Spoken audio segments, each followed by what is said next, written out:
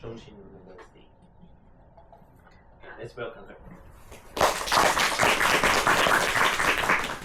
Hi, I'm Yuri from NTHU, and I'm here to present our research about looking for radio signal from alien in galaxy clusters with using the Meeakat. Then, what is radio signal from alien? Which is called technosignature in terminology. So I will use this terminology a lot, so please remember. So what is technosignature? We don't know because we have never detected signal from alien, but we need to start from something. So we assume the reasonable thing to define the technosignature, and here is the assumption. Sorry. So first, the signal of a technosignature signal frequency of technosignature signal should be the narrow band. This is because the most narrowest nature radio signal has only 1 kilohertz in width. This is due to the thermal motion. So if we find some signal that is narrow as 10 hertz, which probably likely modulated by the artificially. So maybe it indicates the alien. And the second assumption is that the signal should be drifting. Drifting means the signal of the frequency should change over time. This is due to the relative difference in the relative velocity of alien transmitter and the receiver on Earth. Something like this. And to give you an example, here is the image of Voyager 1. Voyager 1 is a space probe which is launched in 1977, and since its launch, it's been keep moving away from the Earth. So currently, it's the most distant artificial radio source in interstellar space. Then on the left figure, it shows the signal from Voyager 1, and as we can see, x-axis the time and y-axis the frequency. And we can see that frequency width is only 10 hertz, and which also has a drifting rate, which is 0.3 hertz per second. Yeah, so this signal comes from Voyager 1.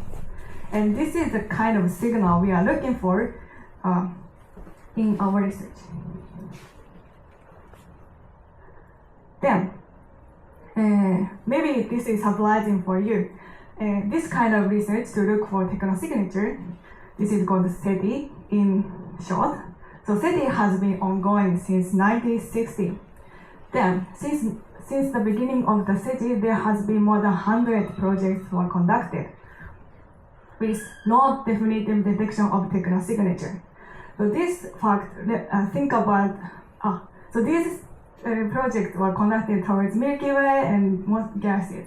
So this fact of no detection let me think about new alternative way to observe other targets, which is galaxy clusters.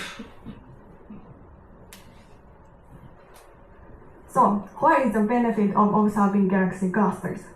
Well, if we assume that alien is associated with stars, just like us on Earth and the Sun, that means if we observe more stars that have more chance to detect technosignature. So here is a comparison between star-galaxy clusters from left to right, and we can see that this white circle is the field of view of a radio telescope, which means the area that the radio telescope can observe at that time. So here we can see that galaxy clusters can observe the largest number of stars at the one time. So then this is the benefit.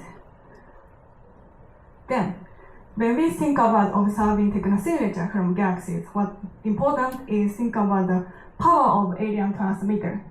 So if we assume that alien transmitter has a equivalent power, to Arecibo transmitter. Arecibo transmitter was the most sensitive transmitter on Earth.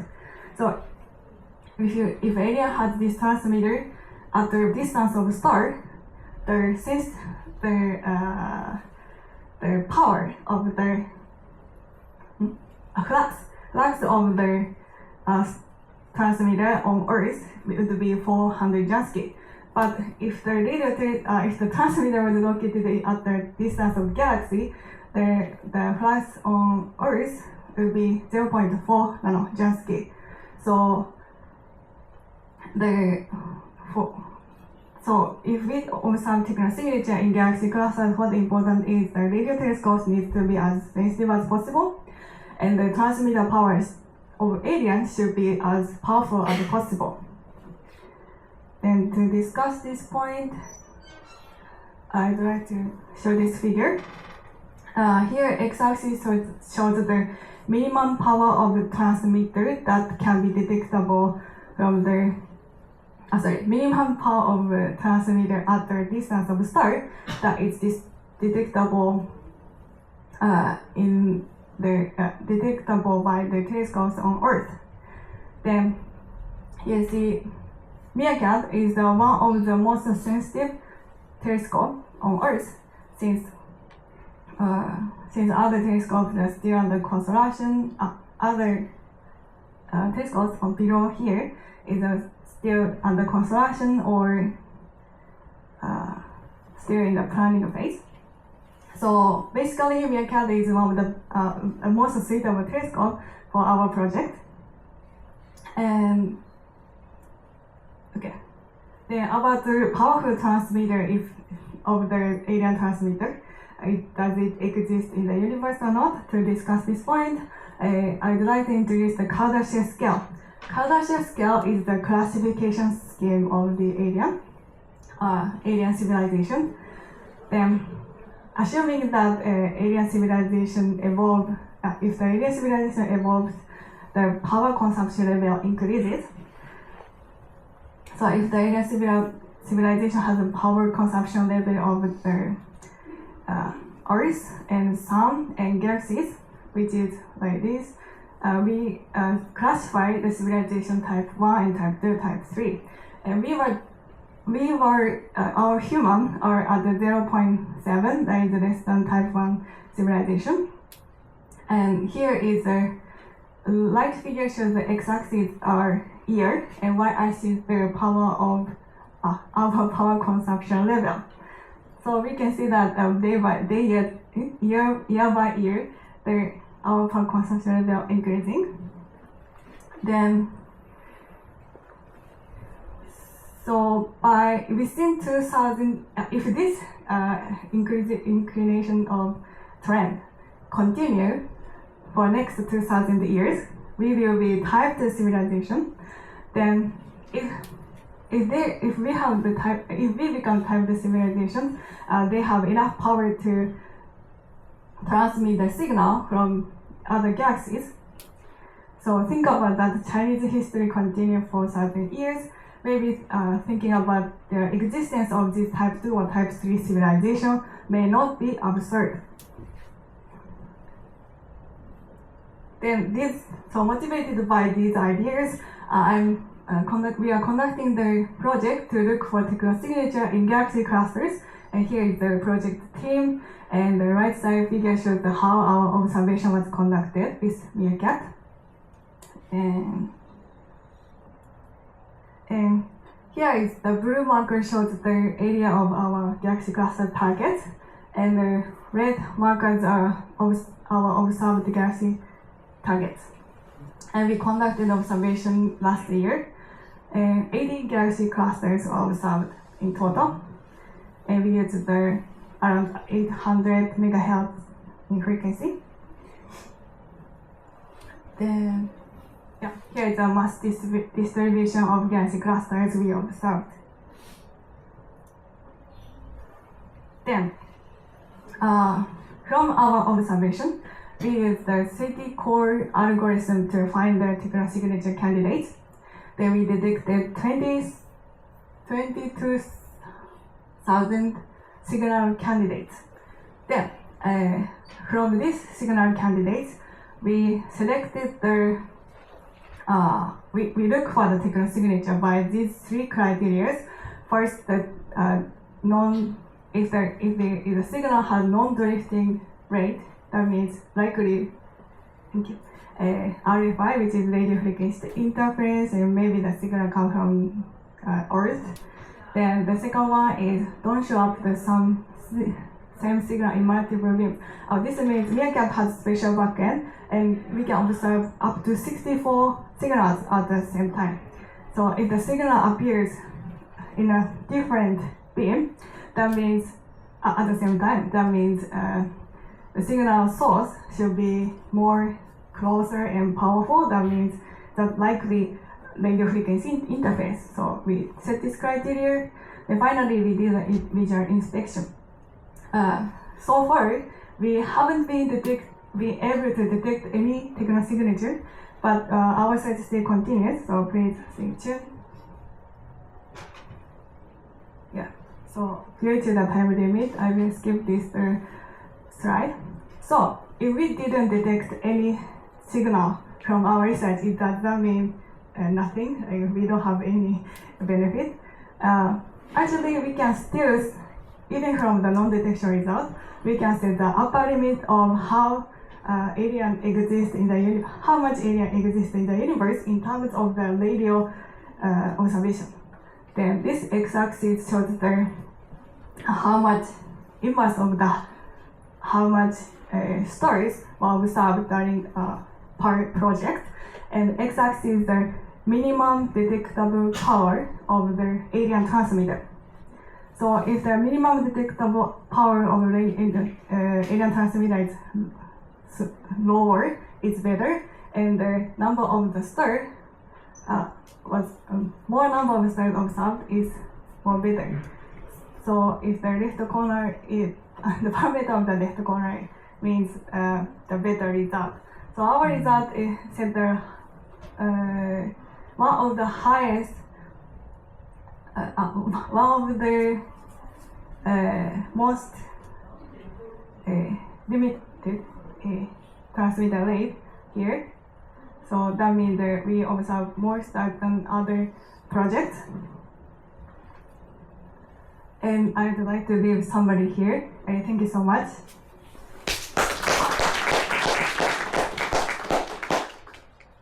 Any questions?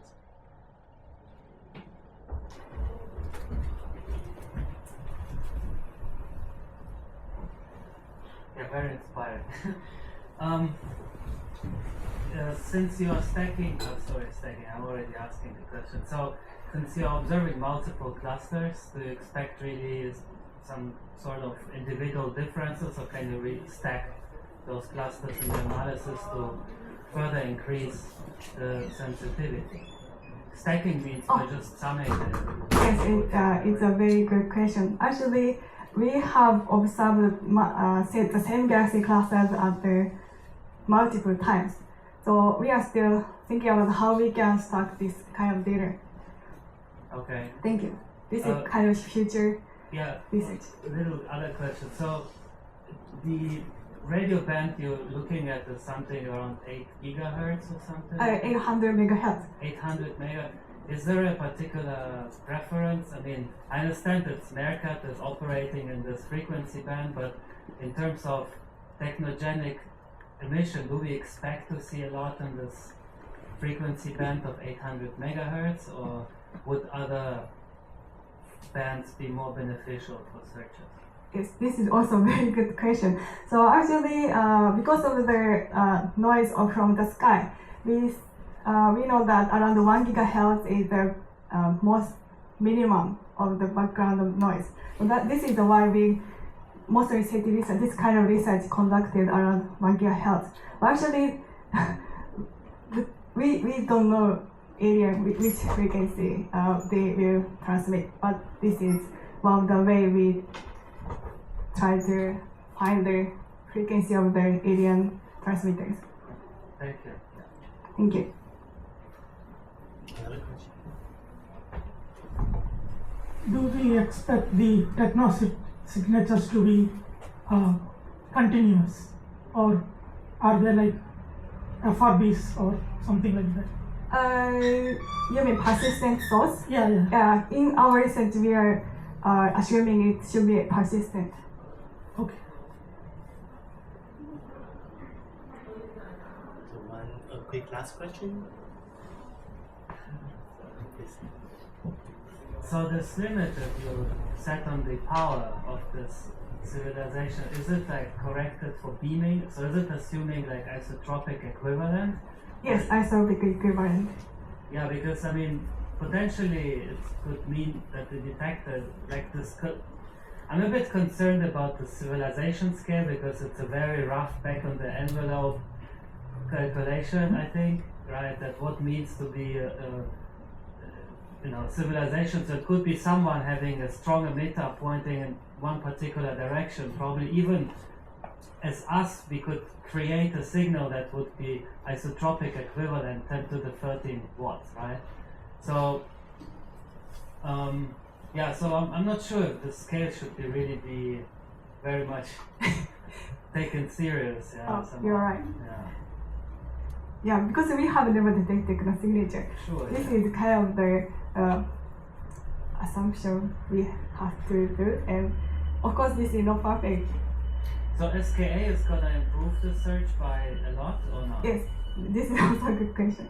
Yes, SKA is also going to conduct the SETI research, and this is already included in the scientific goals officially. Okay, thank you. Thank you.